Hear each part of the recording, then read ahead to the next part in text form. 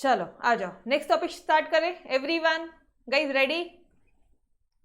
ठीक है, ओके चलो। Variation in supply, variation in supply में क्या होगा आपका? अगर सिर्फ और सिर्फ एक प्राइस, देखो प्राइस अगर बढ़ेगी ना तो सप्लाई बढ़ेगा, तो अगर सिर्फ और सिर्फ, और बहुत सारे फैक्टर्स है जिसके कारण सप्लाई बढ़ता है, ठीक है, मतलब प्राइसेस बढ़ेगा सप्लाई बढ़ेगा ये तो ठीक है, लेकिन ऐसे बहुत सारे फैक्टर्स हैं जिसके कारण तुम्हारा सप्लाई बढ़ता है या कम होता है। मेमोरी टेक्निक क्या है उसका? दो प्राइस पे प्रोडक्शन करेंगे टिंगो का, दो प्राइस पे प्रोडक्शन करेंगे टिंगो का, ये सारे इतने सारे फैक्टर्स हैं जिसके कारण तुम्हारा सप्लाई या तो बढ़ता है या तो कम होता है। ये पॉइंट क्लियर है? ओके। अगर सिर्फ और सिर्फ प्राइस के कारण, सिर्फ और सिर्फ प्राइस के कारण क्वांटिटी सप्लाइड अगर चेंज होता है ना, तो वो क्या हो जाएगा तुम्हारा? सिर्फ प्राइस बढ़ेगा बाकी सब कांस्टेंट है, ये सब ऐसे हटा दो, उसको ढकेल दो बाजू, हट, ठीक है। सिर्फ प्राइस के कारण अगर सप्लाई में कुछ फर्क पड़ेगा तो वो आप बोलोगे वेरिएशन इन सप्लाई, मतलब एक्सपेंशन होगा अगर सप्लाई में या कॉन्ट्रैक्शन होगा। सिर्फ और सिर्फ प्राइस के कारण अगर कुछ इफेक्ट आ रहा है तो आप क्या बोलोगे? क्या बोलेंगे हम लोग? वेरिएशन इन सप्लाई, ठीक है। दैट इज, अगर सप्लाई बढ़ेगा तो बोलेंगे हम लोग एक्सपेंशन, और अगर सप्लाई कम होगा तो हम लोग बोलेंगे कॉन्ट्रैक्शन। मतलब मैडम, अरे मतलब क्या, अभी चुपचाप वो ग्राफ बनाते थे ना हम लोग, वो ग्राफ ड्रॉ करेंगे, वो ग्राफ ड्रॉ करेंगे, प्राइसेस बढ़ा, चलो आ जाओ यार ग्राफ ड्रॉ करते हैं, शांति से एक बार करते हैं, ठीक है, एक एक चीज एकदम डिटेल में करेंगे। चलो आ जाओ, खुद से ग्राफ ड्रॉ करेंगे।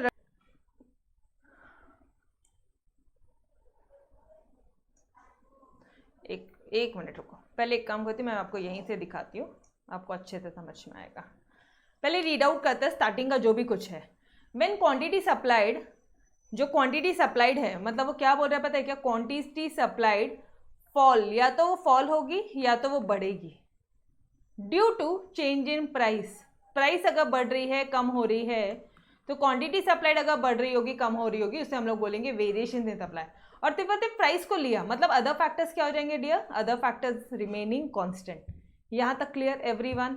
ठीक वैसे ही जैसे वेरिएशन इन डिमांड था वैसे ही आपका वेरिएशन इन सप्लाई है, ठीक है, ओके। अब यहाँ पे वो छोड़ो अभी, हाँ, अगर प्राइस, पहले प्राइस था P1, जब प्राइस P1 था ना तो क्वांटिटी सप्लाइड Q1 था मैडम। मतलब मान लो जब तुम 10 रुपये, पानीपुरी 10 रुपये है, ठीक है, तो तुम 100 पीसेस सप्लाई करते थे, ठीक है। हमारा विकास बोलता है कि मैं 100 पीसेस बेचूंगा, लेकिन 100 नहीं, एक काम करो 1000 ले लो, 1000 पीसेस बेचूंगा मैडम मैं। लेकिन जैसी प्राइस बढ़ गई 20 रुपये हो गई, तो हमारा विकास बोलता है कि मैडम अब तो मैं 2000 बेचूंगा क्योंकि मेरे को बहुत ज्यादा प्रॉफिट होने वाला है। ये समझ में आया क्या? ठीक है, चलो आ जाओ प्लॉट करते हैं इसे। ये है तुम्हारा 10 रुपये, ये है तुम्हारा 20 रुपये, ये है तुम्हारा 1000। पहले वो 1000 बेचता था, 1000 पूरियां सप्लाई करता था, अब वो बोलता है मैं 2000 पूरियां सप्लाई करूंगा, ठीक है, या प्लेट या पूरियां जो भी समझो, ठीक है, ओके। तो गई अगर इसको मुझे प्लॉटिंग करनी है तो ये यहाँ से प्राइस आया आया आया, ये लो इधर इसको पकड़ो, और ये यहाँ से आया नीचे से आ रहा ऊपर ऊपर ऊपर ऊपर ऊपर, ये बीच का एक पॉइंट बन रहा है, ठीक है। वैसे इसी को भी ये 20 को प्लॉट करो, ये इधर से आया और ये Q2, ये 2000, ये पॉइंट बना, तब देख रहे हो ये एक ही सप्लाई कर्व में दो पॉइंट है ए एंड बी। ये जो ए एंड बी है ये दो क्या बोलते हैं, एक ही सप्लाई कर्व में दो पॉइंट्स हैं। ये समझ में आ रहा है सभी को? यस और नो? तो अब आपको मैं क्या बोल रही हूँ, वेरिएशन जो होगा ना सप्लाई का, वो मूवमेंट होगा along the same supply curve. Same एक ही सप्लाई कर्व में अगर मूवमेंट हो रहा होगा, ऊपर जा रहा है तो आप बोलोगे एक्सपेंशन, और नीचे जा रहा है तो आप बोलोगे कॉन्ट्रैक्शन। समझ में आया क्या? ये ऊपर गया रे, पॉइंट ए था पहले 10 पे 1000, ये लो ये तुम्हारा 10 पे 1000 ये वाला पॉइंट था, अब ये वाला पॉइंट हो गया, पॉइंट बी हो गया है, तो अब ये मूवमेंट हुआ ए से बी में, तो आप क्या बोल रहे हो इसको? एक्सपेंशन हो रहा है सप्लाई का। समझ में आया everyone? Clear?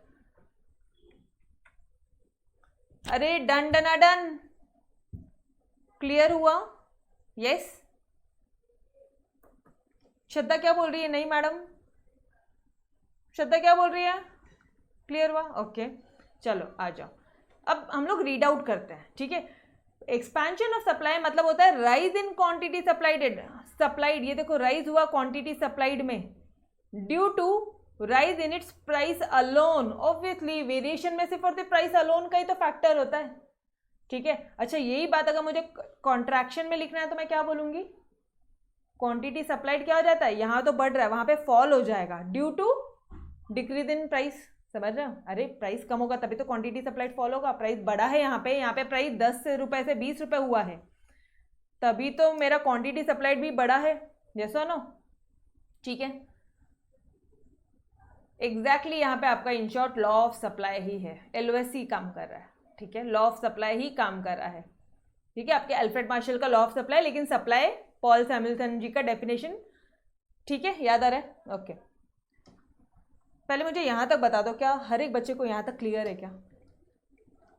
Every students clear till here? पक्का से कोई कंफ्यूजन नहीं हो रहा? एक जरा सी भी कंफ्यूजन की गुंजाइश नहीं है ना माइंड में? जरा सा भी नहीं है ना? नो, ओके, ठीक है, आ जाओ। अब देखो, फिर हम लोग ग्राफिकल रिप्रेजेंटेशन करेंगे। वहां पे हम लोग बोलेंगे कि भाई एसएस जो है वो सप्लाई का है, वाई एक्सिस में प्राइस है, एक्स एक्सिस में मेरा ये ग्राफ देखो, यहाँ पे जो मैं लिख रही हूँ क्वांटिटी सप्लाइड है, ये चीज हो गई। अच्छा एक्सप्लेनेशन क्या बोलोगे, व्हेन द प्राइस फ्रॉम, जब प्राइस बढ़ रही है P1 से P2 पे तो क्वांटिटी सप्लाइड बढ़ गया है Q1 से Q2 पे। जब 10 से 20 बढ़ा तो 1000 से 2000 हो गया, क्या हुआ है, बड़ा है ना, तो यहाँ क्या लिखोगे, राइजेस, प्राइस भी बढ़ा, क्वांटिटी सप्लाइड भी बढ़ा, सिंपल, जो हुआ है वही लिखा हमने, यहाँ तक भी कुछ नया नहीं था। तो इसका मतलब there is an upward movement on the demand curve, on the supply curve होगा, there is an upward movement on the supply curve, ये नोट्स में करेक्ट कर लेना, ठीक है। There is an upward movement on the supply curve from point A to B which represents expansion of supply, जिसका मतलब क्या हो रहा है, सप्लाई एक्सपैंड हो रही है। अगर थोड़ा सा डिमांड कर्व ध्यान में आ रहा होगा ना आपको, तो उधर नीचे से एक्सपेंशन होता था, यहाँ पे सप्लाई कर्व में एक्सपेंशन हो रहा है, ध्यान में आ रहा है, क्लियर, ओके। अपवर्ड मूवमेंट है लेकिन on the same supply curve. अब ये बहुत इंपॉर्टेंट पार्ट है, ये पार्ट ऐसा है ना जहाँ पे अच्छे गलतियां करके आते हैं। सप्लाई कर्व में ही एक्सपेंशन हो रहा है, सप्लाई कर्व में ही कॉन्ट्रैक्शन आ रहा है। वापस से बोलो मेरे साथ में, सप्लाई कर्व में क्या हो रहा है, बढ़ रहा है, A से B में गया ऑब्वियसली, और B से A में गया। अच्छा मुझे एक बात बताना, क्या मैंने खुद ने बनाया क्या ये, कि ऑटोमेटिकली वही हो रहा है? अरे बाबा, ये लो वापस से ग्राफ बनाओ, अरे बाप रे, वापस से ग्राफ बनाओ एक बार, और अब आप बताओ पहले प्राइस कितना है, 10 पे तुम कितना पूरियां बेचते थे, 100, 1000, और जब 20 हो गया प्राइस बढ़ गया तो क्वांटिटी सप्लाइड कितना बेच रहे हो, 2000। बस प्लॉट करो इसको, मैम ये रहा 10, ये रहा 20, ठीक है, मैम ये रहा 1000, ये रहा 2000, ठीक है जी, कर लो प्लॉटिंग करो ज़रा। मैम ये तो ये आ गया है ना, ये हो गया पॉइंट A मैम, हाँ जी, और 20 वाला मुझे बताओ, मैं खुद कर रही हूँ या अपने आप वैसे बन रहे हैं यार, अपने आप वैसे बन रहे थे, हमारी क्या चीज़ है, हमारी क्या गलती? ये लो सप्लाई का वैसे, यस और नो, क्लियर। अगर पॉइंट A से B में जाएगा तो आप क्या बोलोगे, एक्सपेंशन, और अगर पॉइंट B से पॉइंट A में आया, मान लो यही डायग्राम में अगर मैं बोलती हूँ कि पहले प्राइस है, अब मैं एकदम उल्टा करूँ, पहले 20 रुपए प्राइस थी, तब 2000 यूनिट विकास बेचता था, 2000 मान लो पूरिया बेचता था। अब जब 10 रुपए हो गई ये प्राइस तो विकास बोलता है मैडम अब मैं 1000 ही बेचूंगा क्योंकि मेरे को कोई प्रॉफिट नहीं होता। ऑब्वियसली लॉ ऑफ सप्लाई काम कर रहा है ना, हाँ जी मैडम वो तो करेगा ही, ठीक है। चलो आ जाओ प्लॉटिंग करो अभी इसको वापस से। अब क्या बोलोगे, पहले B था, अब क्या हो गया, पॉइंट A हो गया, अब कम हो गया मैडम, ये कम वाले को क्या बोलोगे पता है, आप कॉन्ट्रैक्शन बोलोगे, कॉन्ट्रैक्शन ऑफ सप्लाई। और ये ध्यान रखना ये सेम सप्लाई कर्व में होता है, same supply curve, clear.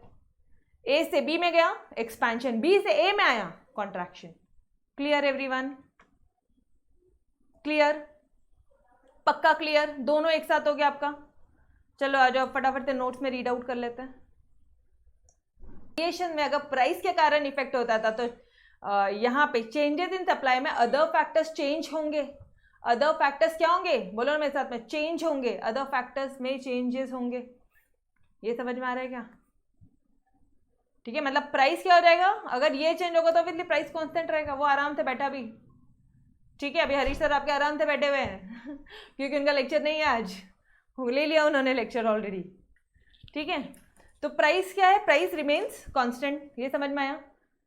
It is known as changes in supply. इसे हम लोग क्या बोलेंगे, चेंजेस इन सप्लाई। मतलब जब अदर फैक्टर्स में चेंजेस होंगे, अदर फैक्टर्स में चेंजेस होंगे, अदर फैक्टर्स में चेंजेस होने के कारण सप्लाई या तो बढ़ रहा है या तो कम हो रहा है, या तो बढ़ रहा है या तो कम हो रहा है। अदर फैक्टर्स में चेंजेस मतलब मैडम नहीं समझ में आ रहा? अरे आपको अदर फैक्टर्स क्या क्या थे बताओ मुझे जल्दी जल्दी से। दो प्राइस पे क्या करोगे आप, दो प्राइस पे प्रोडक्शन करोगे, प्रोडक्शन करोगे टिंगो का, यस और नो। ये पूरे जो अदर फैक्टर्स है, प्राइसेस छोड़ दो, यहाँ पे प्राइसेस छोड़ दो, प्राइसेस छोड़ दो। ये प्रोडक्शन कॉस्ट, ये टेक्नोलॉजी, ये इंफ्रास्ट्रक्चर, ये क्या था, नेसेसिटी ऑफ गुड्स, उसके बाद में गवर्नमेंट पॉलिसी, अदर फैक्टर्स जो भी कुछ था। ठीक है, तो ये जो भी कुछ है ना, मतलब जितने भी अदर फैक्टर्स है, प्रोडक्शन पे टिंगो, इसमें चेंजेस होने के कारण सप्लाई में क्या चेंज हो रहा है, या तो बढ़ेगा या तो कम होगा, वो हो जाएगा आपका। अब मुझे बताओ, सप्लाई बढ़ेगा तो वो हो जाएगा तुम्हारा इंक्रीज इन सप्लाई, और सप्लाई कम होगा वो हो जाएगा तुम्हारा डिक्रीज इन सप्लाई। यही कंसेप्ट क्लियर है तुम्हारे, यस और नो? वापस से सुनो मैंने क्या बोला, वापस से सुनो क्या बोला। मैं ये बोल रही हूँ अदर फैक्टर्स में चेंजेस होने के कारण अगर सप्लाई बढ़ेगा तो इंक्रीज इन सप्लाई, अगर कम होगा तो decrease in supply. Clear?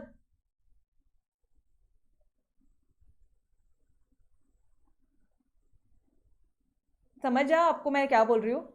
Other factors में चेंजेस होने के कारण अगर सप्लाई बढ़ रहा है ना, इंक्रीज इन सप्लाई, कम हुआ डिक्रीज इन सप्लाई। करना क्या इधर, बहुत इजी है। ठीक है, आ जाओ इधर,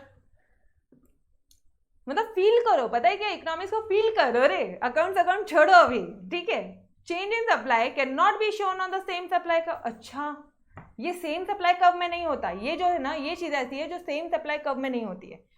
ये जो होगा it is shown by a shift in the original supply curve, मतलब ओरिजिनल सप्लाई कर्व में ना थोड़ा सा शिफ्ट दिखेगा आपको। ठीक है, चलो देखेंगे, वो अपना खुद ही बन जाएगा, अपन को रट्टा मारने की जरूरत नहीं है। ठीक है, ओके। अब मुझे एक बात बताओ, it refers to rise in quantity supplied, quantity supplied बढ़ रहा है due to favourable changes in other factors और प्राइस कांस्टेंट। अब सुनो मेरी बात,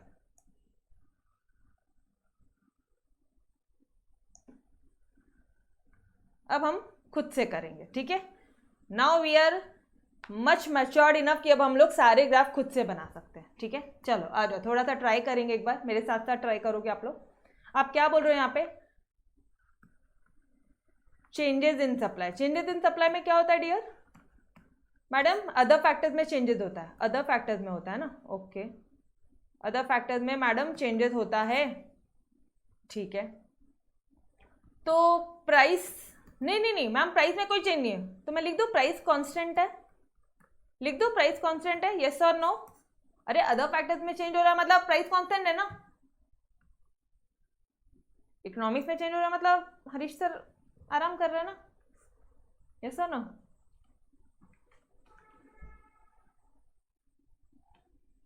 हाय everyone, yes, why so late? चलो आ जाओ, ये क्लियर हुआ पक्का?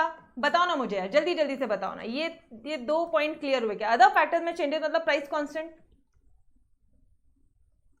कैसे हंसते ना।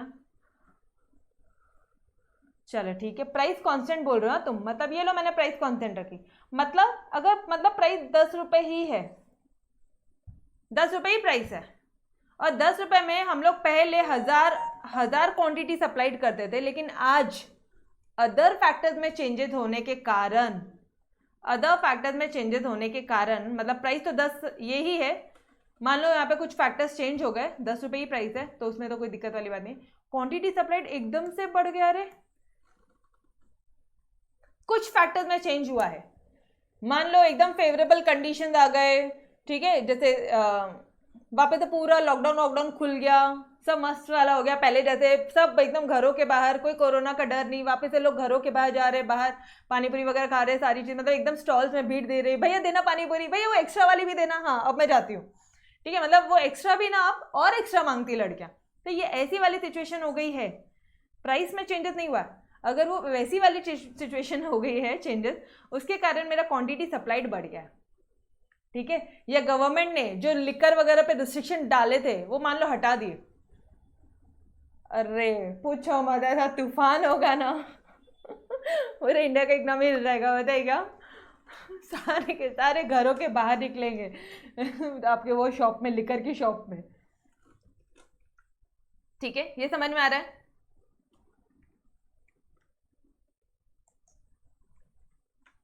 चलो यहां तक क्लियर हुआ। मतलब अदर फैक्टर्स में कुछ चेंजेस हो रहे हैं। आप सोचो, आज जो लिकर पे जो टैक्स रेट है, वो टैक्स रेट अगर गवर्नमेंट ने जीरो कर दिया, ऐसा सप्लाई होगा ना रे, ऐसा सप्लाई होगा ना जिसकी कोई हाइट नहीं। गवर्नमेंट ने बैन हटा दिया, लाइसेंस वाइसेंस हटा दिया, प्राइस तो उतनी रुपए है, मान लो प्राइस जो है ना वो 10 रुपए ही है, 10 रुपए में ही वो लिकर की बॉटल मिलती है। लेकिन लेकिन लेकिन मतलब जितने भी लोग पीते होंगे ना, वो सबके सब घरों के बाहर, और एकदम से लाइन लगेगी दुकानों में। वापस से वो पहले वाला सीन देखने मिलेगा जो अपन लॉकडाउन में देखे थे, कि दारू की दुकान के सामने इतनी सारी लाइन है। अरे यस सर, नो, समझ रहे हो? कंसेप्ट समझो ना रे, कंसेप्ट समझा क्या? अदर फैक्टर्स में चेंजेस होने के कारण। गई अदर फैक्टर्स क्या है मुझे इतना बताओ तो। इंफ्रास्ट्रक्चर में चेंजेस हो गया। इंफ्रास्ट्रक्चर में मान लो रोड्स बन गए, अब अपना गुड डायरेक्टली वहां जा सकता है, गाँव में जा सकता है। अब फ्लिपकार्ट और मिंत्रा का जो सामान है वो डायरेक्टली गांव में जा सकता है, तो सप्लाई बढ़ गई है। अदर फैक्टर्स में चेंजेस होने के कारण अगर सप्लाई बढ़ी है। ये यहाँ तक क्लियर एवरीवन? चलो प्लॉट करो फिर। अगर 10 रुपये सप्लाई थी, तुम्हारा ये 1000 रुपये क्वांटिटी सप्लाइड है, 10 रुपये पे 1000, यहाँ पे क्वांटिटी सप्लाइड है, यहाँ पे प्राइस है। अब प्राइस तो सेम है, लेकिन ये हो गया 2000। तो पहले इसको प्लॉट करो ज़रा, कैसा आता है। इसको प्लॉट करो, प्लॉट करो इसको। ये रहा ये वाला पॉइंट। और फिर क्या करना है? प्राइस तो कांस्टेंट है ना। अब लो ये वाला पॉइंट ऐसे लगाओ। कंफ्यूजन किस बात की रे? आता तो है सब तुमको, तुमको सब आता है, सारी चीजें आती है। अभी मुझे बताओ, क्वांटिटी सप्लाइड ये ऐसा जा रहा है, सॉरी ये एक ये बना और एक ये वाला बना, यस और नो? बने दो सप्लाई कव, S1 S1 S2 S2 खुद से बने, यस और नो? क्वांटिटी सप्लाइड क्या हुआ यहाँ पे? इंक्रीज हो गया मैडम। इससे आप बोलोगे इंक्रीज, इससे क्या बोलोगे आप? Increase in supply. Clear every one of you? सिर्फ ये चीजें माइंड में आनी चाहिए, सिर्फ ये चीजें माइंड में आनी चाहिए कि भाई प्राइस कांस्टेंट है। अदर फैक्टर्स में चेंजेस हो रहा है मतलब प्राइस कांस्टेंट है, प्राइस में चेंजेस हो रहा है मतलब अदर फैक्टर्स कांस्टेंट है। बस ये चीजें ना ऐसे हेर फेर करते रहना आना चाहिए, ठीक है? तो अपने आप पूरी कहानी खुद ब खुद बन जाएगी। डन? ओके चलो आ जाओ, नोट से कर लेते फटाफट से।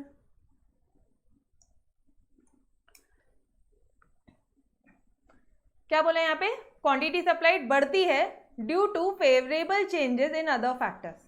अदर फैक्टर्स में फेवरेबल चेंजेस होते हैं, जैसे कि मैंने जो बोला अभी आपको, टैक्स रेट कम हो गया, ठीक है? मतलब राह चलते हर कोई आपको नशे में मिलेगा, फिर वैसे ही कम मिलते हैं। Fall in price of inputs, technical, हाँ टेक्नोलॉजिकल अपग्रेडेशन अगर हो गया है, कुछ नया टेक्नोलॉजी लेकर आ गए हम लोग, तो उसके कारण सप्लाई बढ़ गया है। ऐसे अदर फैक्टर्स, ठीक है? While price remains constant. यहाँ तक तो ठीक है। Y axis price, X axis quantity supplied, price of commodity remain constant at point P1। Obviously quantity supplied बढ़ गया है, वो Q1 से आपका Q2 पे। जो सप्लाई कब है वो शिफ्ट हो गई आपकी S1 S1 से S2 S2 पे, S1 S1 से S2 S2 पे शिफ्ट हो गई। अरे भाई shift, this means an increase in supply. Clear? इसका मतलब है कि सप्लाई क्या हुई? इंक्रीज हुई है। इसका मतलब आउटवर्ड शिफ्ट हुआ है सप्लाई कर्व, S1 S1 से S2 S2, लेफ्ट से राइट में आउटवर्ड शिफ्ट हुआ। ये लाइन ये चाहिए मुझे, ये चीज़ें को ध्यान रखना। इसको रेड मार्क करना चाहिए था मुझे, मैं नहीं कर पाई, बट आप करोगे, ठीक है? अब आप, बिकॉज नोट्स अब फाइनल हो गई है, अब नोट्स में कोई चेंजेस नहीं होंगे, ठीक है? तो ये चीज़ आप रेड मार्क करोगे। आउटवर्ड शिफ्ट होगा सप्लाई कर्व S1 S1 से S2 S2 में। Done every one of you? Clear?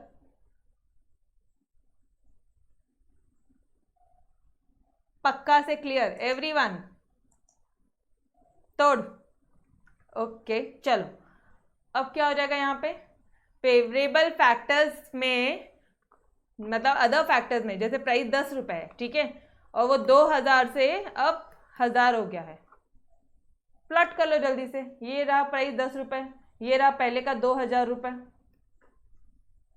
अब गवर्नमेंट ने वो दारू वालों लोगों पे रिस्ट्रिक्शन ला दिए, ठीक है, मतलब वो जो लिकर की जो बॉटल थी उस पर टैक्स रेट और बढ़ा दिया, क्योंकि हर कोई ऐसे पीते हुए घूमते हुए मार्केट करते हुए दिख रहा था रास्ते पे।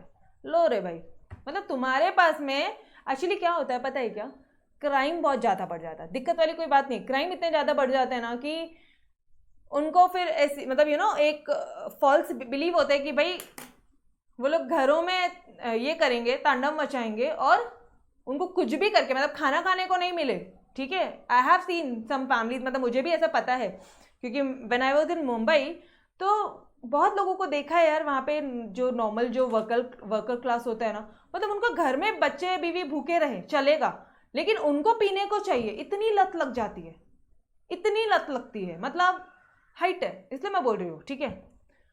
तो अभी क्या हुआ, गवर्नमेंट को रोकना था ये चीज़, गवर्नमेंट ने बोला कि अच्छा ऐसा करो तुम, लो हम क्या करेंगे, अदर फैक्टर, हमने टैक्स रेट, प्राइस वही है, प्राइस 10 रुपये है, टैक्स रेट या फिर मान लो उसका प्रोडक्शन में लाइसेंस वगैरह लगा दिया, लो लाइसेंस लगा दिया।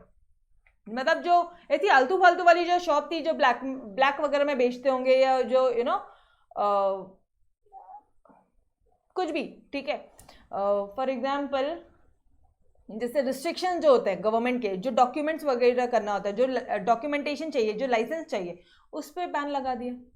अब वो लाइसेंस के लिए जो कंडीशन है वो बहुत स्ट्रिक्ट कंडीशंस कर दी कि बहुत जो बड़े शॉप है, जो बहुत, हाँ, जिन लोगों का ऐसा होता है कि जो फैमिली के साथ ड्रिंक करते हैं, जो ऐसे भी लोग होते हैं जो फैमिली के साथ ड्रिंक करते हैं, आई have seen many of the Punjabi families, मतलब यार वो लोग पूरे उनके शादियों में भी होता है, वो लोग इतना इतना कप, उनके घरों में भी चीज़ें होती है, बट नॉर्मल वे में लिया, शान से लिया, that is all together a different thing. But ये इस तरह से जो चीज़ें हो रही है वो गलत है, तो गवर्नमेंट को कुछ ना कुछ तो करना था। तो गवर्नमेंट ने क्या किया, ये जो कंडीशन है ना ये बढ़ा दिए, ये रिस्ट्रिक्शन बढ़ा दिए, प्राइस उतनी है, रिस्ट्रिक्शन बढ़ा दिए। अब क्या हो जाएगा, सप्लाई ऑटोमेटिकली कम हो जाएगी।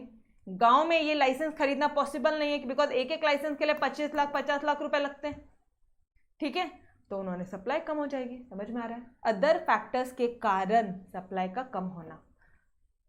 क्लियर द कंसेप्ट एवरीवन, समझ में आ रहा है? ओके, यहाँ पे यही एग्जाम्पल एकदम फिट बैठता है, पता है क्या, इसलिए मैं यही एग्जाम्पल दे रही हूँ, ठीक है। चलो, it refers to the decrease in quantity supplied due to unfavourable changes in other factors. अब अनफेवरेबल है ना यार, वो उन लोगों के लिए तो अनफेवरेबल है, यस सर नो, जिनका लिकर का बिजनेस है उनके लिए तो बुरी वाट लग गई होगी, बिकॉज अब उनको लाइसेंस कंपलसरी है, यू कांट सेल, ठीक है। लेकिन प्राइस कांस्टेंट है, ये तो कॉमन सेंस है। अगर अदर फैक्टर्स में चेंज हो रहा है मतलब प्राइस कांस्टेंट है, ठीक है। अगर इको की क्लास हो रही है मतलब हरीश सर फ्री बैठे, ऐसा नहीं है, वो भी कोई ना कोई क्लास ले रहे होंगे, ठीक है, समझ में आया? Okay, in diagram Y axis क्या है, अब ये अपनी रामायण पूरी, वाई एक्सिस भाई price, X axis quantity supplied, ये मैंने क्यूएस लिखा है, आपने एग्जाम में शॉर्टकट नहीं करना प्लीज, हाँ, ये हाथ जोड़ के रिक्वेस्ट है, अगर ऐसा करोगे तो नंबर कट जाएंगे, फिर वो तुम्हारा आउट ऑफ वाला एम बीच में आधा छूट जाएगा, फिर बोलना मत, ठीक है। मतलब वो जो आउट ऑफ है वो डायरेक्टली 90 पे आ जाएगा, आउट ऑफ ही चाहिए, ठीक है। सिर्फ ये 2 वर्ड लिखने हैं यार, अच्छे से पेपर लिखना, ठीक है, बेहतरीन तरह से। ओके गाइस, यार कितना बेहतरीन प्रेजेंटेशन करके दिया मैंने आपको, मतलब हर एक जगह ये ममजी करके दिया है, MMGE, ठीक है। उधर में भी देखो, अब लॉ ऑफ डिमांड में भी देखो यही पॉइंट है, MMGE वाले ही पॉइंट खत्म करते हैं। प्राइस ऑफ कमोडिटी, अच्छा जो प्राइस है कमोडिटी की वो रिमेन्स कांस्टेंट हो गया at point P1। Quantity supply decrease हो गई है Q2 से Q1, ये लो यहाँ से वो यहाँ पे डिक्रीज हो गई है, ये डिक्रीज हो गया है।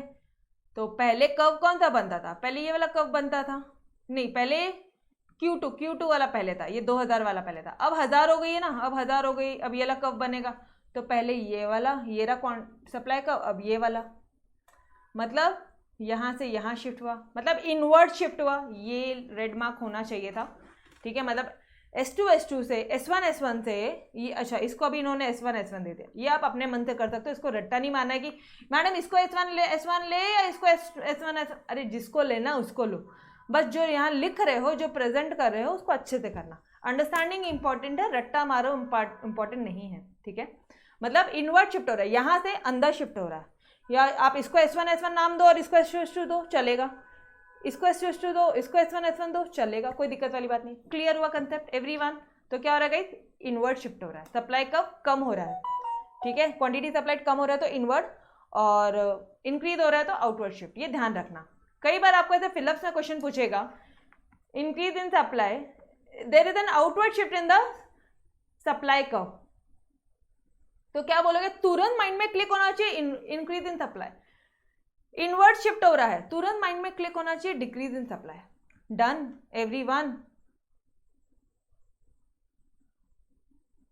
पक्का?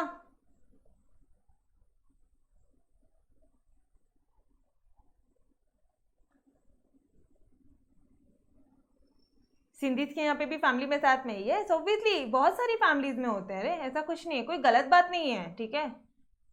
बट इट डिपेंड्स कि तुम उसके वो पीने के बाद में तुम कैसा रिएक्ट करते हो, वो गलत चीज़ है, ठीक है। हर कोई पीता है, ऑब्वियसली हर कोई पीता होगा।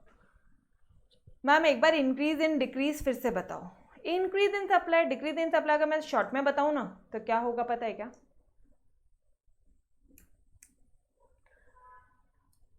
श्रद्धा इधर देखो, अब वापस से एक बार, ठीक है। 10 रुपए प्राइस थी।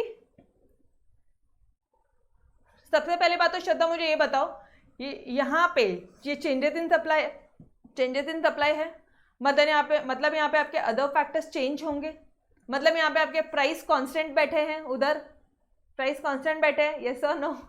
अदर फैक्टर्स चेंज हो रहा है, प्राइस कांस्टेंट है, समझ में आ रहा है? ठीक है, बताती हूँ।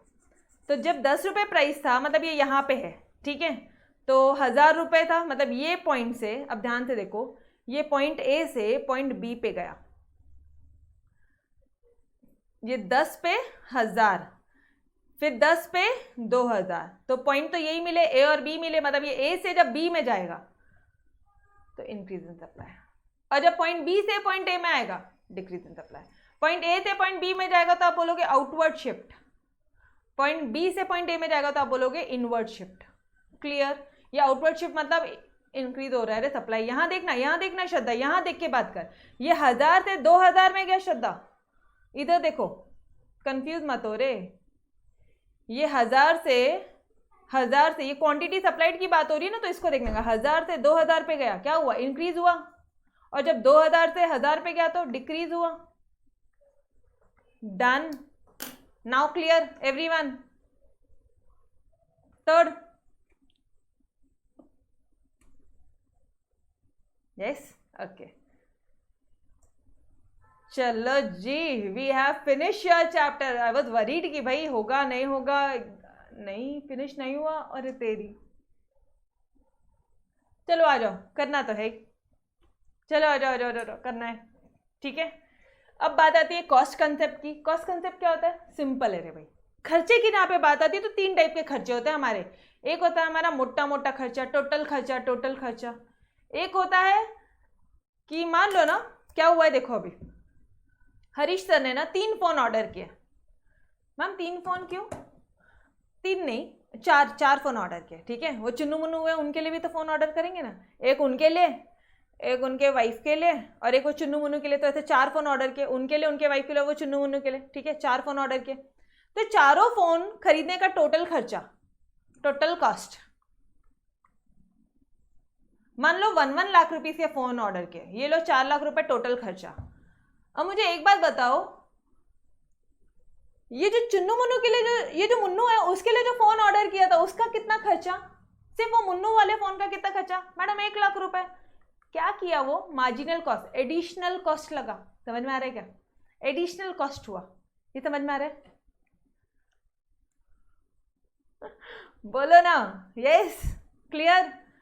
टोटल आपके हरीश सर ने 4 फोन ऑर्डर किए हैं, ठीक है। एक उनके लिए, एक उनके वाइफ के लिए, एक वो चुन्नू मुन्नू के लिए। अरे आपको पता नहीं है क्या? 2 हुए हैं, एक नहीं है, 2 हुए हैं, ठीक है। ये साइज नहीं है, ठीक है। तो चारों फोन लिए उन्होंने 1-1 लाख के, तो टोटल खर्चा कितना हुआ? अगर किसी ने पूछा टोटल खर्चा बता रहे भाई, 1 लाख रुपए, और वो मुन्नू वाले फोन का 1 लाख, और वो चुन्नू वाले फोन का वो भी 1 लाख। ठीक है, तो वो क्या है, चुन्नू और मुन्नू वाला फोन जो मैं पूछ रही हूँ आपसे, क्या वो मार्जिनल कॉस्ट है। कौन सा कॉस्ट है, बोलो ना यार, मार्जिनल कॉस्ट। ठीक है, मार्जिनल कॉस्ट। मार्जिनल मतलब होता है एडिशनल यूनिट के लिए जो एडिशनल खर्चा लगा। मतलब मान लो हरीश सर ने ना 3 फोन लिए हैं, 3 फोन लिए थे, 3 फोन का 3 लाख रुपए लगा, और वो अभी एक और फोन खरीद रहे हैं। ठीक है, एक फोन और खरीदा उन्होंने, एक फोन और खरीदा, मतलब टोटल 4 फोन हो गए उनके पास में। ये जो एक फोन है इसका भी 1 लाख रुपए है, और ये टोटल मिला के 4 लाख रुपए हो गया।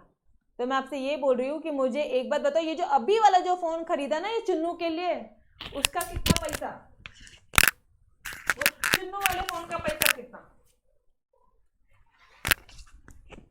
चुन्नू वाले फोन के लिए कितने पैसा हुआ, कितना कॉस्ट लगी, एडिशनल कॉस्ट कितनी लगी, एडिशनल कॉस्ट कितनी लगी, ये बताओ मुझे। आप बोलोगे 1 लाख रुपए, यस और नो, यही बोलोगे। तो ये 1 लाख रुपए क्या होगा पता है क्या आपको? पता है ये जो चीज़ है ना, कहाँ गया, ये जो चीज़ है ना, ये जो 4 लाख है, ये हो गया आपका टीसी टोटल कॉस्ट। ये जो 1 लाख रुपए ये आपका मार्जिनल कॉस्ट। ठीक है, और अगर मैं ऐसा बोलती हूँ कि यार ऑन एन एवरेज एक फ़ोन कितने का आया, अगर मैं भैया से बात करूँ कि भैया कितने का आया एक फ़ोन, आपको 4 फोन खरीदे, ओ तेरी, एक फ़ोन कितने का आया, वो बोलते 1 लाख रुपए का आया। कैसे किया उन्होंने किया एवरेज कॉस्ट में, उन्होंने किया total phone 4 lakh divided by 4, total number of cost divided by total number of units, average. Clear everyone? Clear हुआ? यस, इसमें भी एवरेज, मैथ्स की तरह। क्लियर हुआ? इजी था कंसेप्ट, कुछ भी नहीं है। ठीक है, ओके। अब बात आती है, कहीं से भी एग्जाम्पल ढूंढ के लाते हैं ना हम लोग, मतलब हाइट हमारी भी अभी सीरियसली कभी भी कुछ भी। ठीक है, ओके। टोटल कॉस्ट क्या आता है? Total amount incurred on the factors of production, मतलब ये आपके लकी पे जो भी कुछ फैक्टर्स पे मतलब इनकर हुआ होगा। मतलब अरे लैंड के लिए हमने रेंट दिया होगा, लेबर के लिए हमने वेजेस दिया होगा, ठीक है, कैपिटल के लिए हमने इंटरेस्ट दिया होगा, और एंटरप्रीनियर को हमने प्रॉफिट दिया होगा। तो ये जो रवि पे जो भी खर्चा हुआ है, टोटल जो भी खर्चा है वो सब तुम्हारा टोटल कॉस्ट है। अब टोटल कॉस्ट में तुमने अकाउंट में पढ़ा है, ठीक है, टोटल कुछ फिक्स खर्चे होते हैं, कुछ वेरिएबल खर्चे होते हैं। जो फिक्स खर्चा है मतलब मैडम, फिक्स खर्चे मतलब जैसे रेंट देना ही पड़ेगा, ठीक है, मैंने बैंक से लोन लिया है, इंटरेस्ट देना ही पड़ेगा, ठीक है, मुझे वर्कर्स को वेजेस देने नहीं, ये वाला पार्ट यहाँ नहीं आएगा, ये वेजेस इधर आ जाएगा। Wages will be a variable cost. Ma'am क्यों? अरे वो लोग जितने घंटे काम करेंगे हम उतने ही उनको पर आवर का वेजेस देंगे। कई बार ऐसा होता है वो लोग 4 घंटे में निकल जाते हैं, कभी 8-8 घंटे काम कर लेते हैं, उनके मूड पे, उनकी एबिलिटी पे, कैपेसिटी पे, यस और नो। तो वेजेस विल बी, और ठीक है, यहाँ पे वेजेस हम लोग आवरली बेसिस कंसिडर कर रहे हैं, इसलिए ये वेरिएबल है। डन, वो भी मैं आपको क्लियर करके दे रही हूँ। पता चला वहां जाके बोलते हो अकाउंट में मैडम नहीं, हमारे प्रीति मैडम ने बताया हमको वेजेस ये है, वेरिएबल है, फिक्स है, ये वेरिएबल है, ठीक है। क्योंकि मैं यहाँ पे वेरिएबल बोल रही हूँ, मैं यहाँ पे बोल रही हूँ कि ये पर आवर चेंज होगा है, पर आवर मैं आपको 100 रुपीज देने वाली हूँ, ठीक है, 1 घंटे का आपको 100 रुपये मिल रहा है काम करने का, तो ये क्या हो गया, ये वेरिएबल हो रहा है पर आवरली बेसिस पे। समझ में आ रहा है कंसेप्ट? Clear everyone? क्लियर? अरे जिस भी बच्चे को मार्जिनल कॉस्ट वाला कंसेप्ट नहीं समझ रहा है, डिमिनिशिंग मार्जिनल यूटिलिटी वाला एक चैप्टर है, मतलब चैप्टर नंबर 2 यूटिलिटी एनालिसिस में डीएमयू वाला एक कंसेप्ट है, वहाँ पे मैंने पानीपुरी के इतने एग्जाम्पल दे दे के वो कंसेप्ट क्लियर किया ना, एक एक लाइन डिटेल में किया है, ठीक है। अभी आप इतना समझो प्राची, अभी के लिए आप इतना समझो, मार्जिनल मतलब एडिशनल कॉस्ट। ये चौथे मोबाइल फोन लाने का कितना खर्चा हुआ प्राची? 1 लाख रुपए, तो इसे आप बोलोगे एडिशनल कॉस्ट। क्लियर? अभी के लिए इतना समझो, फिर जब आप चैप्टर 2 देखोगे आपको सारी चीजें क्लियर हो जाएगी। ऑलराइट, ओके, ठीक है। तो टोटल फिक्स कॉस्ट क्या क्या हो गए? रेंट, इंटरेस्ट, मशीनरी, और वेरिएबल कॉस्ट क्या क्या हो गया? ये देखो, ये लेबर जो आप पर आवर भेज रहे हो, रॉ मटेरियल, ठीक है, जितना गुड्स बनाना है उतना ही रॉ मटेरियल लगता है, मतलब वो वेरिएबल है। ठीक है, अगर हम मुझे 5000 गुड्स बनाने हैं तो मुझे उतने ही रॉ मटेरियल लगेगा, और अगर 10,000 गुड्स बनाने हैं तो थोड़ा ज़्यादा लगेगा। वेरिएट होते हैं, ये फिक्स नहीं है, वेरिएट होते हैं, चेंज होते हैं। समझ में आ रहा है? फ्यूल, जितना तुम मशीन चलाओगे उतना फ्यूल लगेगा, जितना इलेक्ट्रिसिटी ऑन रखोगे उतना इलेक्ट्रिसिटी बिल आएगा। समझ में आ रहा है? Clear? First one clear? Total cost clear हुआ आपको? दोनों टोटल फिक्स कॉस्ट और वेरिएबल कॉस्ट क्लियर हुआ? ओके। एवरेज कॉस्ट क्या होता है? Cost of production per unit. अरे पर यूनिट कितना प्रोडक्शन हुआ है? मैम नहीं समझा। अरे बाबा, हरीश सर ने 4 फोन लाए थे, 4 फोन लिए हैं उन्होंने, कितने के? 4 लाख रुपए के। ऑन एन एवरेज एक फोन का कितना खर्चा हुआ होगा? ऑन एन एवरेज एक फोन का कितना खर्चा होगा? इधर लिखो, एक phone is equal to question mark, करो इधर क्रॉस मल्टीप्लाई, आ जाएगा तुम्हारा इसका कितना हो जाएगा? ये 4 लाख इंटू 1 डिवाइडेड बाय 4, ये हो जाएगा आपका 1 लाख रुपीज। यस और नो? यहाँ पे और मैंने एक और एग्जांपल दिया कि अगर मान लो टोटल कॉस्ट गुड्स बनाने का, ठीक है, मतलब 500 यूनिट बनाने का अगर 2 लाख रुपए लगता है तो एवरेज कॉस्ट कितना होगा? ये 2 लाख डिवाइडेड बाय 500। देखो क्या बोल रहा है वो, 500 यूनिट बनाने का अगर 2 लाख रुपए लगता है तो एवरेज कॉस्ट बोल रहा है, मतलब आपको पर यूनिट कॉस्ट बोल रहा है, ये ध्यान में रखना। पर यूनिट एक यूनिट बनाने का कितना लगा रे भाई? 2 lakh into 1 divided by 2 lakh into 1 divided by 500, ये आ जाएगा आपका 400 रुपये। समझ में आ रहा है? Average cost. मार्जिनल कॉस्ट क्या होता है? ये हमने ऑलरेडी फॉर्मूला देखा था हमारे यूटिलिटी में, याद आ रहा है? Total cost of n units minus total cost of n minus 1 unit, मतलब ये एडिशनल कॉस्ट है incurred for producing extra unit of commodity. Clear?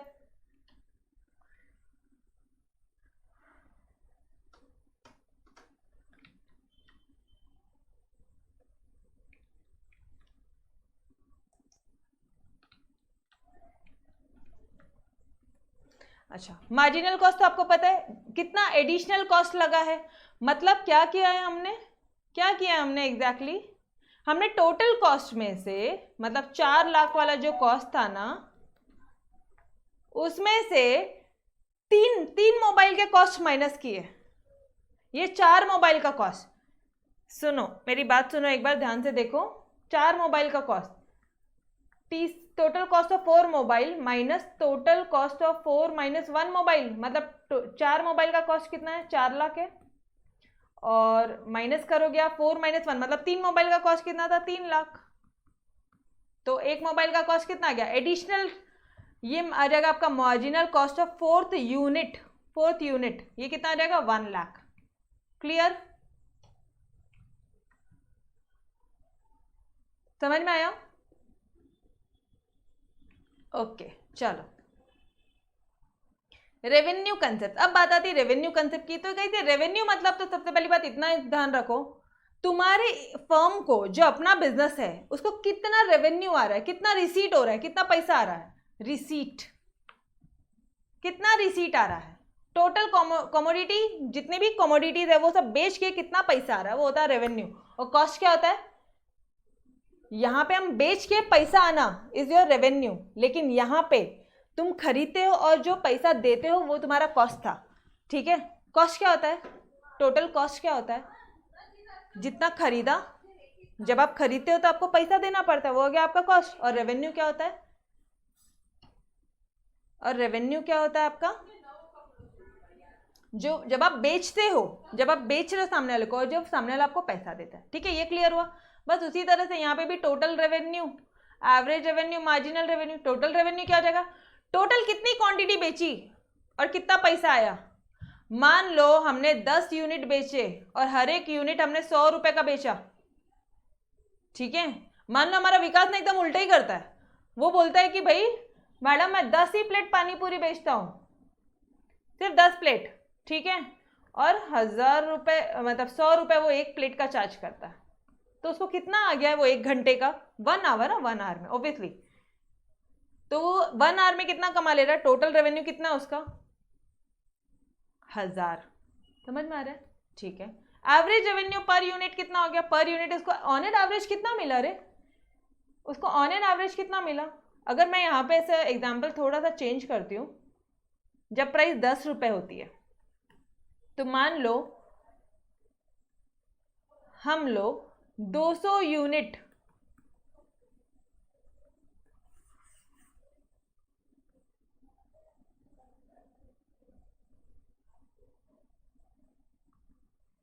एक सेकेंड ना, ये यूनिट है। मान लो हम क्या करते हैं ना, हम 20 यूनिट, टोटल 20 यूनिट बेच रहे हैं 100 रुपए पे, तो कितना रेवेन्यू हो गया, टोटल रेवेन्यू कितना हो गया, कितना कमा लिया तुमने, 2000 रुपए। ठीक है, तो अगर मैं आपसे पूछूं कि तुम ऑन एन एवरेज कितना कमा लेते हो, अच्छा ये भी छोड़ो, आप 40,000 रुपीज मंथली कमाते हो, 40,000 रुपये आप महीने का कमाते हो, कितने दिन काम करते हो आप 1 महीने का। ठीक है, या ऐसे भी मत लो यार, 1 महीने का नहीं लेते हैं हम, ऐसे लेते हैं कि भाई मान लो आप साल में, 1 साल में ना यू हैव अ पैकेज कि भाई आप 6 लाख रुपए का आपका साल का पैकेज है, 6 लाख रुपीज आप साल में कमाते हो। तो अब मैं आपसे पूछती हूँ कि आप ऑन एन एवरेज मंथली कितना कमाते हो। आप ऐसा कई बार ऐसे क्वेश्चन पूछोगे, यार दीदी तेरा 6 लाख रुपए का पैकेज है, मतलब तेरा महीने का कितना हुआ, रुक रुक रुक रुक रुक मैं अभी कभी कैलकुलेट करती हूँ, करते हो कभी आप, महीने का कितना हुआ, वो ये हो गया पर यूनिट। यहाँ पे मैं 1 महीने का निकाल रही हूँ ऑन एन एवरेज, ये एवरेज 1 यूनिट का भी हो सकता है, 1 महीने का भी हो सकता है, 1 दिन का भी हो सकता है, समझ में आ रहा है।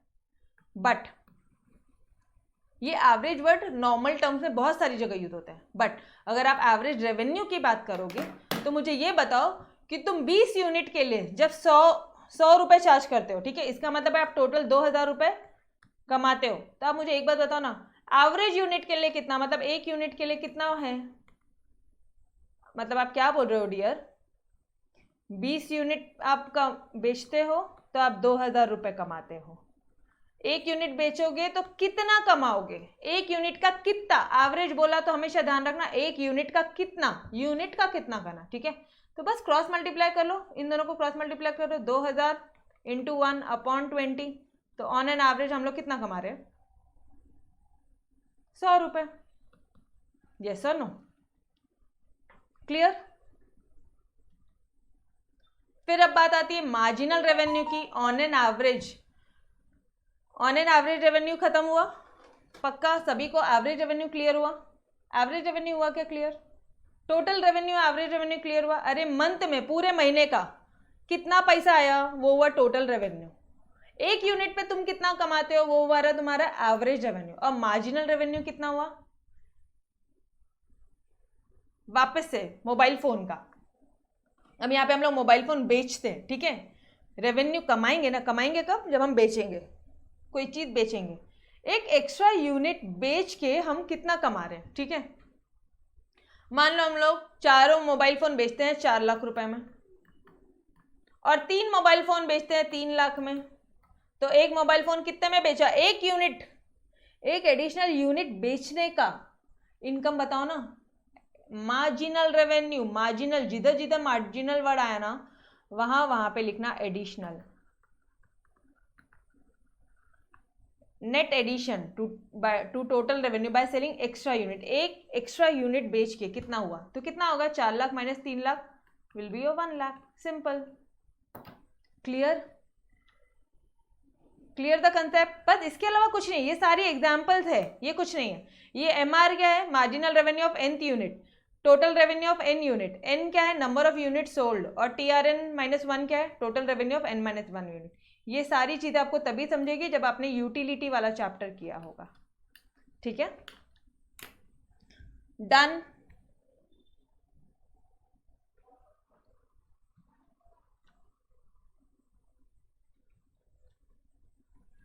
यस, देखो finally your chapter is finish, और अब हम लोग बाद में हम लोग चैप्टर नंबर 5 स्टार्ट करेंगे। ठीक है, इस चैप्टर में कहीं पे भी कोई भी डाउट है क्या, एक बार फटाफट से देख लो। चलो यार आ जाओ, थोड़ा सा रिविजन भी कर लेते हैं।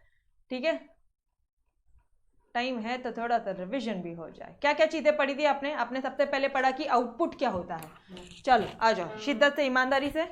आउटपुट, टोटल आउटपुट क्या होता है, कितना गुड्स तुमने प्रोड्यूस किया, कितना गुड्स, टोटल गुड्स कितना तुमने प्रोड्यूस किया, ये हो जाएगा आपका टोटल आउटपुट। ये समझ में आया? ठीक है। फिर स्टॉक क्या हो जाएगा? स्टॉक कितना यूनिट तुमको अवेलेबल है सेल करने के लिए, इतना यूनिट मेरे पास में अवेलेबल है बेचने के लिए। और सप्लाई क्या होगा? जो मैं विलिंग टू ऑफर हूं। समझ में आ रहा है? It is the relationship between market price and the goods that producer is willing to supply, जो प्रोड्यूसर विलिंग है सप्लाई करने के लिए। क्लियर?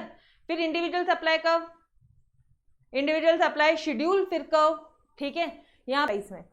अच्छा, ग्राफ बना लेंगे खुद से एवरीवन, मतलब दोनों में आपस में डायरेक्ट रिलेशनशिप है between price and quantity supply. Market supply में बहुत सारे सेलर्स होंगे, इंडिविजुअल सप्लाई में एक ही सेलर थे तुम, यहाँ पे बहुत सारे सेलर्स होंगे गाइस। तो यहाँ पे सेलर ए बी सी सबकी एडिशन करोगे। अब सिर्फ ये वाली प्राइस और ये वाले टोटल, ये लास्ट 2 कॉलम के हम लोग डायग्राम प्लॉट करेंगे। यहाँ पे वापस से हमल लिखोगे, डन। यहाँ पे भी बोलोगे डायरेक्ट रिलेशनशिप है। ठीक है। फिर उसके बाद में डिटर्मिनेंट्स में बोलोगे, डिटर्मिनेंट में क्या बोलोगे? 2 प्राइस पे प्रोडक्शन करेंगे आप टिंगो का। फिर अजम्पशन बोलोगे कि भाई जो 2 प्राइस पे जो प्रोडक्शन कर रहे हैं हम लोग टिंगो का, वो सब एग्जैक्टली सेम है, there will be no change in this. Clear?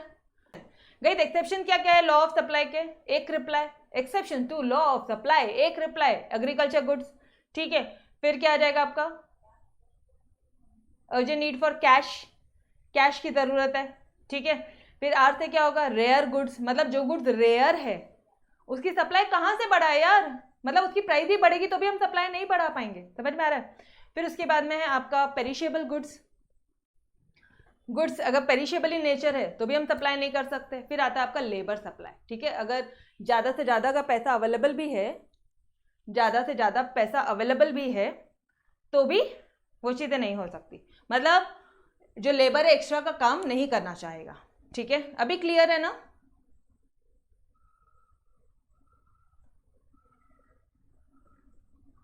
Clear है? बता दो फटाफट से। Yes, okay. ठीक है। फिर हमने लेबर सप्लाई कर्व वगैरह ये सारी चीज़ें देखा था। ठीक है। फिर ये ग्राफिकल कर्व, ये बैकवर्ड बेंडिंग, फिर वेरिएशन इन सप्लाई जो आज हमने किया। वेरिएशन इन सप्लाई में क्या हो जाएगा? एक्सपेंशन और कॉन्ट्रैक्शन, लेकिन ये ध्यान रखना सिर्फ और सिर्फ price alone, other factors constant रहेंगे। और चेंजेस इन सप्लाई में, चेंजेस इन सप्लाई में क्या हो जाएंगे आपके? बोलो ना ज़रा। अदर फैक्टर्स चेंज होंगे लेकिन प्राइस जो है वो कांस्टेंट रहेगा। प्राइस अगर कांस्टेंट है तो सप्लाई कर्व इधर इधर 2 सप्लाई कर्व बनेंगे। ठीक है। उसमें इनवर्ड और आउटवर्ड शिफ्ट होगा, और ऊपर वाले में सेम सप्लाई कर्व में पूरा खेल बैठेगा, एक ही सप्लाई कर्व में पूरा खेल खेलोगे। ठीक है। फिर आपने देखा cost concept, total cost, average cost, marginal cost. Total cost अरे टोटल खर्चा, एवरेज अरे पर यूनिट खर्चा, अरे मार्जिनल एडिशनल यूनिट पे जो खर्चा है। फिर वैसे total revenue, average revenue, marginal revenue, total कितना रेवेन्यू हो रहा है कंपनी को, एवरेज एक यूनिट पे कितना रेवेन्यू हो रहा है कंपनी को, और एक एडिशनल यूनिट बनाने के मतलब एक एडिशनल यूनिट बेचने के कारण कितना रेवेन्यू हो रहा है। मान लो उसने ऑलरेडी 98 यूनिट बेच दिए, 99th यूनिट बेचने पे ये 99th वाला इसको बेचने पे कितना रेवेन्यू हो रहा है। Clear the concept every one of you? बस दैट्स इट गाइस। तो अच्छी तरह से पढ़ेंगे हम लोग। ठीक है। ओके, चलो बाय एवरीवन, बाय बाय।